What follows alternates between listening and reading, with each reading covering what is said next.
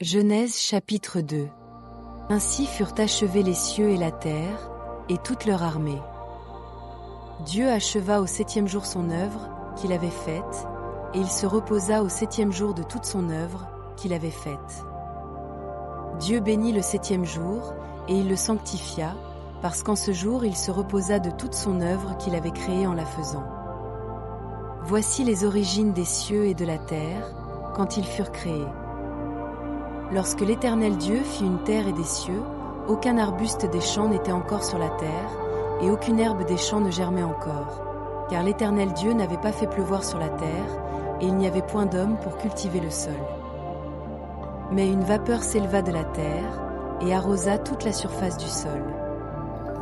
L'Éternel Dieu forma l'homme de la poussière de la terre, il souffla dans ses narines un souffle de vie, et l'homme devint un être vivant.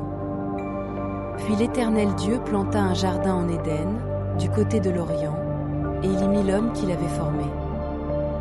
L'Éternel Dieu fit pousser du sol des arbres de toute espèce, agréables à voir et bons à manger, et l'arbre de la vie au milieu du jardin, et l'arbre de la connaissance du bien et du mal. Un fleuve sortait d'Éden pour arroser le jardin, et de là il se divisait en 4 bras. Le nom du premier est Pichon. C'est celui qui entoure tout le pays de Havila, où se trouve l'or. L'or de ce pays est pur. On y trouve aussi le bdellium et la pierre d'onyx. Le nom du second fleuve est Gihon. C'est celui qui entoure tout le pays de Couche. Le nom du troisième est Hiddekel. C'est celui qui coule à l'orient de la Syrie. Le 4e fleuve, c'est l'Euphrate. L'Éternel Dieu prit l'homme, et le plaça dans le jardin d'Éden pour le cultiver et pour le garder. L'Éternel Dieu donna cet ordre à l'homme: tu pourras manger de tous les arbres du jardin, mais tu ne mangeras pas de l'arbre de la connaissance du bien et du mal, car le jour où tu en mangeras, tu mourras. L'Éternel Dieu dit: il n'est pas bon que l'homme soit seul.